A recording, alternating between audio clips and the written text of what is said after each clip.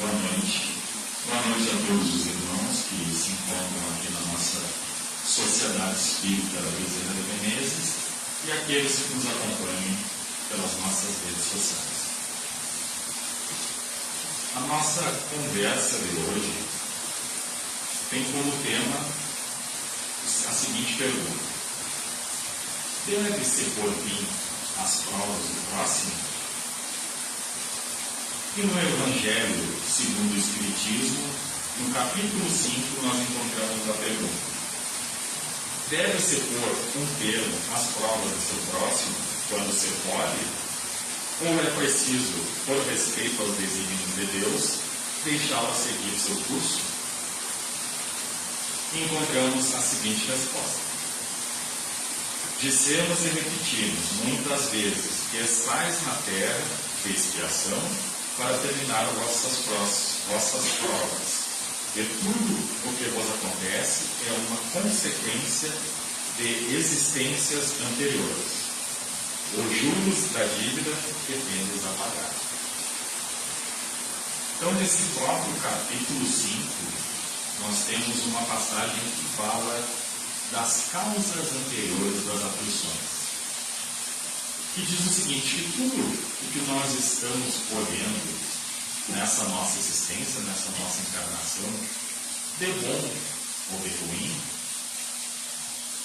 ou sua grande maioria, vem de vidas anteriores, de vidas passadas.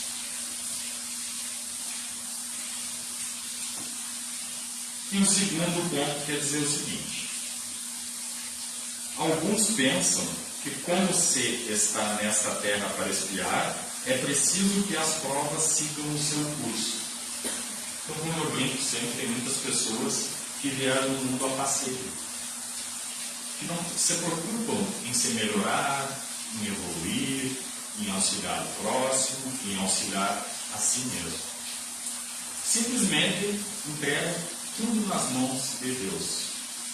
Nós temos que ter fé, nós temos que acreditar, nós temos que orar, nós temos que pedir para Deus, mas acima de tudo nós temos que agir.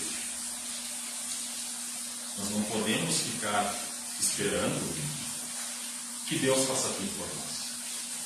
Ele pode nos auxiliar, a espiritualidade pode nos incluir, mas os pilotos da nossa vida somos nós mesmos. E nós não sabemos quais são essas provas. Há ainda os que querem acreditar que não apenas nada é preciso para atenuá-las, como ainda é preciso, ao contrário, contribuir para torná-las mais proveitosas, tornando-as mais vivas. Então, como eu digo, às vezes a pessoa quer piorar o que já está ruim. Nós, dentro de um plano reencarnatório, nós escolhemos quais provas nós iremos passar. E com a bênção do esquecimento, nós chegamos aqui e não lembramos. Porém, nós não temos o poder de piorar, mesmo que com a intenção de nos depurarmos mais ainda. Nós não temos o poder de piorar aquelas missões às quais nós nos comprometemos de cumprir. Isso é um grande erro que nós cometemos. Por exemplo, digamos que nós pedimos como prova de desapego material que nós possamos ter uma vida um pouco abastada de dinheiro com a intenção de auxiliar o próximo. Pois bem, então nós viemos nessa encarnação ricos. E além de nós não auxiliarmos o nosso próximo, nós ainda usamos o dinheiro para corromper, para usar em corrupções.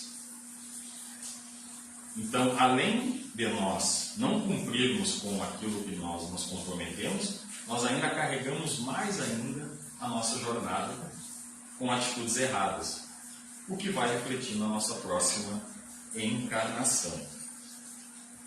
Então nós não sabemos, nossos irmãos, conscientemente, quais são as nossas provas aqui na Terra. E inconscientemente ou conscientemente nós não temos o poder de piorá-las. Nós não devemos piorá-las. Vejamos que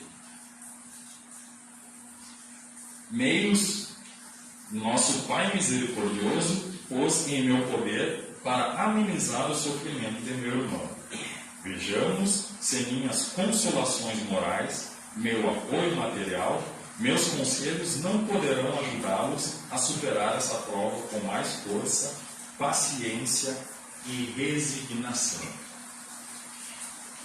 Então, talvez, quem sabe, a minha prova de expiação não seja auxiliar algum irmão a passar pelas suas mazelas.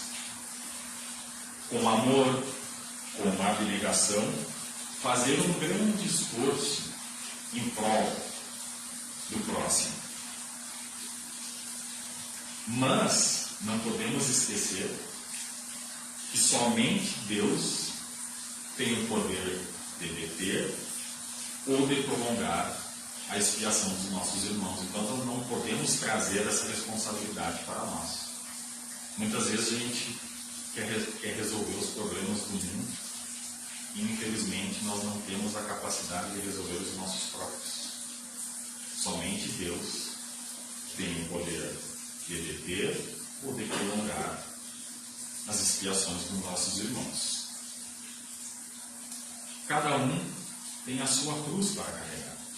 Jesus mesmo tinha os seus apóstolos, tinha os seus discípulos, tinha os seus seguidores, mas ele carregou a sua própria cruz. Vamos dar um exemplo que fique mais claro do que eu estou falando. A escola é muito semelhante à nossa vida aqui na Terra. Nós vamos lá para aprender, para evoluir, ou seja, passar de ano. Nós podemos sim auxiliar o nosso colega que tem mais dificuldade. Nós podemos convidá-lo para estudar conosco. Ele mesmo tem o poder de procurar uma aula particular, de ir numa aula de reforço. Nós podemos fazer quase que tudo por ele, exceto o quê? Exceto fazer a prova. A prova é individual. Quando a gente não estuda muito, a gente chega na sala de aula, senta e começa a olhar para os lados. Dá uma estugadinha. Colado um, colado outro. E o que a professora nos diz? Olhem para frente. A prova é individual. E na vida é assim, meus irmãos. A nossa prova é individual. Nós podemos pedir o auxílio de quem está mais perto. Nós podemos procurar o auxílio. Nós devemos, enquanto, entre aspas, colegas, auxiliar o nosso irmão. Mas a prova é individual. Todos estamos aqui na Terra para cumprir com os nossos débitos, com as nossas expiações. Mas todos, sem exceção, devemos dirigir os nossos esforços para amenizar a expiação dos nossos irmãos, através da lei do amor e da caridade. Em resumo, tudo que nós fizermos com amor e formos caridosos e sinceros naquilo que nós fazemos, nós vamos estar amenizando as nossas dores e principalmente as dores dos nossos irmãos. O que nós devemos levar, então, desse capítulo 5? Deve-se pôr fim às provas do próximo? Não, não podemos. Ali já dizia, cabe a Deus prolongá-la ou detê-la.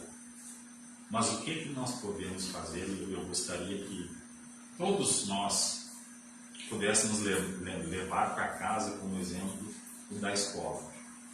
Nós podemos auxiliar os nossos irmãos, nós podemos procurar auxílio, mas a nossa prova, ela é individual. Está bem, meus irmãos? Então agora vamos elevar o nosso pensamento de forma tranquila, calma, relaxando a nossa mente e pedindo a Deus que nos auxilie nas nossas provas, nas nossas expiações, nos nossos débitos, que possamos receber tudo aquilo que nós necessitamos. Sabemos que Deus, bom e justo, jamais desampara o seu filho. Sintamos então uma imensa luz branca descendo do topo da nossa cabeça e irradiando por todo o nosso corpo. Essa luz, meus irmãos, é um remédio do mundo espiritual que vai acalmar as nossas angústias e que vai renovar as nossas energias. Agradecemos a Deus, a espiritualidade, aos trabalhadores da casa espírita que estão agora, nesse momento, nos auxiliando e nos dando esse passo maravilhoso. Que possamos retornar aos nossos lares melhor do que aqui chegamos. E que assim seja. Aqueles que têm passe especial podem aguardar que serão chamados em ordem. E a todos os demais que retornam aos seus lares em paz.